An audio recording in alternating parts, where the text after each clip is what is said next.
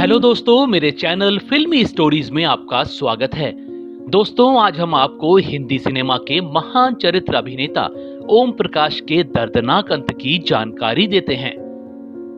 Hindi cinema में हकला हकला कर बोलते बोलते ही अभिनेता ओम प्रकाश ने दर्शकों का दिल जीत लिया था।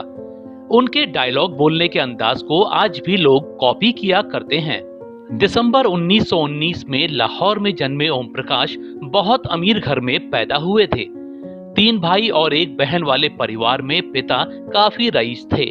उनके जम्मू से लेकर लाहौर तक कई बंगले हुआ करते थे। पिता चाहते थे कि ओम प्रकाश उनकी एकड़ों में फैली जमीन संभाल लें, मगर ओम प्रकाश तो एक्टर बनना चाहते थे। जब वो छोटे थे तब रामलीला में सीता का रोल किया करते थे। फिर उन्होंने क्लासिकल संगीत भी सीखा। इसके बाद ऑल इंडिया रेडियो में 25 रुपए महीने की नौकरी करने लगे। एक रेडियो प्रोग्राम में वो फतेह-ए-दीन बनकर आते थे। वो प्रोग्राम इतना हिट था कि जब रेडियो पर वो प्रसारित होता तो लोग सारे काम छोड़कर रेडियो के आगे बैठ जाते थे। ओम प्रकाश की फिल्मों में एंट्री बड़े संयोग से हुई। एक बार वो लाहौर में अपने दोस्त की शादी में डांस कर रहे थे। खूब हंसी मजाक हो रहा था। उस शादी में बड़े प्रोड्यूसर दलसुख पांचोली भी आए थे।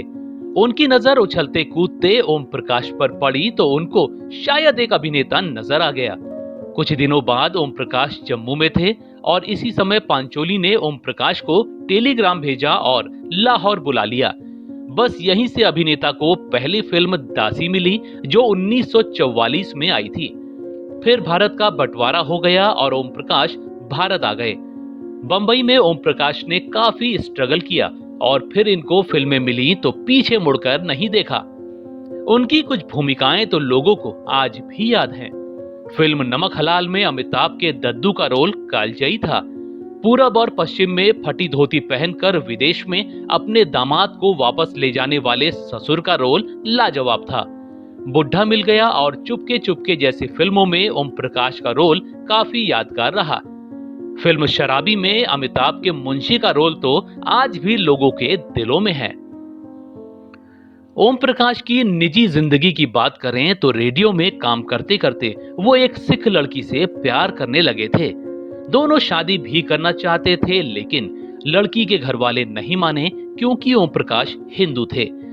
फिर एक दिन वो पान की दुकान पर खड़े थे कि अचानक एक विधवा औरत आई और अपनी 16 साल की बेटी से शादी करने के लिए झोली फैलाने लगी। ओम प्रकाश का दिल पसीज गया और उन्होंने उसकी बेटी से शादी कर ली।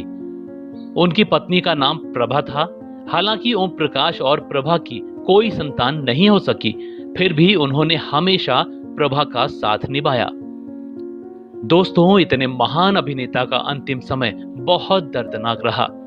सिगरेट के शौकीन ओम प्रकाश को उनके शौक ने ही दिल की गंभीर बीमारी दे दी थी। कम उम्र में ही वो हार्ट पेशेंट बन गए थे। इसी दौरान दर्दनाक घटनाओं ने ओम प्रकाश को दुखों के गहरे सागर में डुबो दिया। सिर्फ 1 साल के भीतर ही उनकी पत्नी प्रभा, बड़े भाई बख्शी, बहनोई लालाजी और छोटे भाई पाची की एक के बाद एक मौत ने उनको पूरी तरह तोड़ दिया था। वहीं उनके दोस्त आगा, मुकरी, मोहनचोटी, गोप, कन्हैयालाल, मदनपुरी और कैस्टो मुखर्जी की मौत उनके सामने हो गई।